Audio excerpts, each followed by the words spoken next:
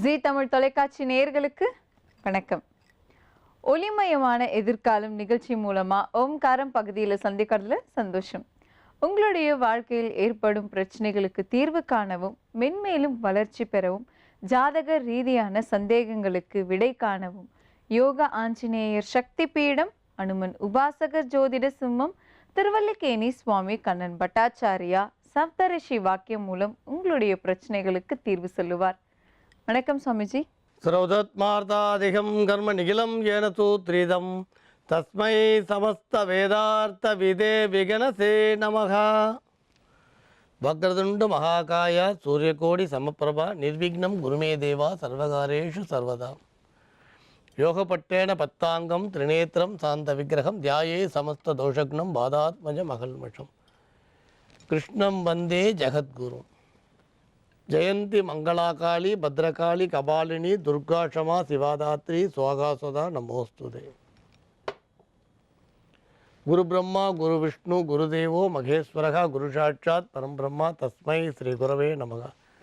அஸ்மத் குருபியோ நமக விக்னசமகா குரவே நமக. அனுமன் சுவாமிகள் ஆசிகளுடன் மங்களகரமான மன்மத வருடம் கார்த்திகை மாதம் 4ஆம் தேதி 20/11/2015 வெள்ளிக்கிழமையான இன்று பல நல்ல தெய்வீக ஆன்மீக விஷயங்களை பேசலாம். சாதாரணமாக ஒரு ஸ்தலத்துக்கு போகும்பொழுது நாம் என்ன பண்ணுறோன்னா, அங்கே நம்ம விரதம் இருக்க வேண்டிய சூழ்நிலையிலையோ வேறு காரணங்களாலேயோ ஆலயங்களில் இருக்க பிரசாதங்களை நம்ம சாப்பிட்றோம். இதில் முக்கியமாக நம்ம கவனிக்க வேண்டிய 2 விஷயத்தை இதில் தெளிவு பண்ணிக்கலாம். கோயிலில் சுவாமிக்கு நைவேத்தியம் பண்ணி நம்ம கிட்ட கொடுக்கக்கூடியது தான் சுவாமி பிரசாதம்ன்றது.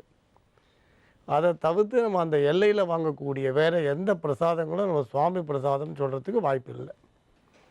இப்போ நீங்கள் காசிக்கு போகிறீங்க, அங்கே காசிக்கு கடைகளில் காலபைரவர் இதுன்னு கருப்பு கயிறு விற்பான்.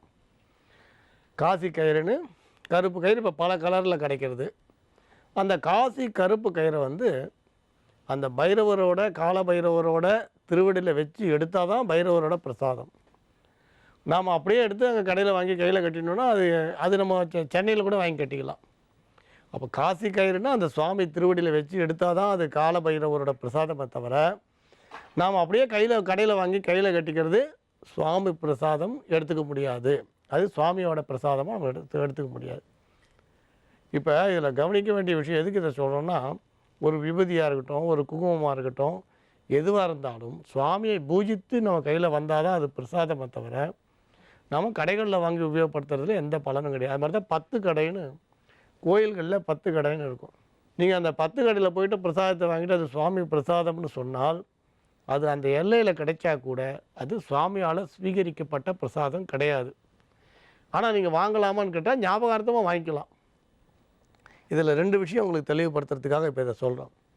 சரி, இன்றைக்கி ஏகாசி, எனக்கு சுகர் இருக்குது, ஆனால் நான் ஏகாசி விரதம் இருக்கேன், சுவாமியை தரிசனம் பண்ணியாச்சு, தலை சுற்றுறது, ஏதாவது சாப்பிடணும் இல்லையா? அப்போ ஆலயத்துக்குள்ளே பவித்திரமாக ஆலய மண்டபத்தில் விற்கிறத ஏன் சாப்பிடக்கூடாதான்னு சாப்பிடலாம். ஆனால் சாப்பிடும் பொழுது கோவிந்தா கோவிந்தான்னு சொல்லி அந்த பிரசாதங்களை சாப்பிடுங்க. அப்படி 10 கடையில் பிரசாதம் வாங்கும் பொழுது ஒரு புளியோதரையோ இல்லை நீங்கள் ஏதாவது ஒரு பிரசாதம் வாங்கி சாப்பிடும்பொழுது கோவிந்தன் நாமத்தை சொல்லி ஒரு வாய் சாப்பிடும்போதும் கோவிந்தன் நாமத்தை சொல்லிட்டு சாப்பிடுங்க. அப்போ அந்த பிரசாதம் சுவாமியோட பிரசாதம்னு நம்ம எடுத்துக்கலாம். அப்போ நமக்கு அந்த விரதம் இருந்த பலனும் கிடைக்கும். ஆனால் நம்ம அந்த எல்லையில் கிடைக்கிற எல்லா பொருளும் நம்ம பண்ணுறதே என்னென்னா, ஒரு கோயிலுக்கு போனோம்னு அதை சுற்றி வருவோம். அங்கே கிடைக்கிற படம், பிளாஸ்டிக் தட்டு, அதுக்கப்புறம் ஜபமாலை, கலர் கலராக இருக்க குங்குமம், அது கையில் தொட்டிங்கன்னா அப்படியே சாயம் ஏறும். அங்கே இருக்கிற விபூதி, என்னென்ன உண்டோ எல்லாத்தையும் நமக்கு உபயோகப்படுமோ படாதோ தேவையோ தேவையில்லையோ கேலண்டர் முதல் கொண்டு அந்த இலையில் கிடைக்கிற டைரி வரைக்கும் எல்லாம் வாங்கிடுவோம். எல்லாத்தையும் சுவாமி படம் போட்டிருக்கோம் வாங்கிடுவோம், வீட்டில் கொண்டு வச்சுடுவோம். அதுக்கப்புறம் அதை என்ன பண்ணணும்னு தெரியாது. இப்படி ஒரு 2 வருஷம் கழித்து பார்த்தீங்கன்னா எத்தனையோ கோயிலுக்கு போயிட்டு வந்தால் எல்லாம் தட்டுமுட்டு சாமானோட உழுந்து கிடக்கும். அதில் எந்த பிரயோஜனமும் இல்லை. அதனால் கோயிலுக்குள்ளே போனீங்கன்னா அந்த சுவாமி பிரசாதம்னு மூலஸ்தானத்தில் அந்த அர்ச்சகர் தரக்கூடியது பவித்திரமானது வாங்கிக்கோங்க.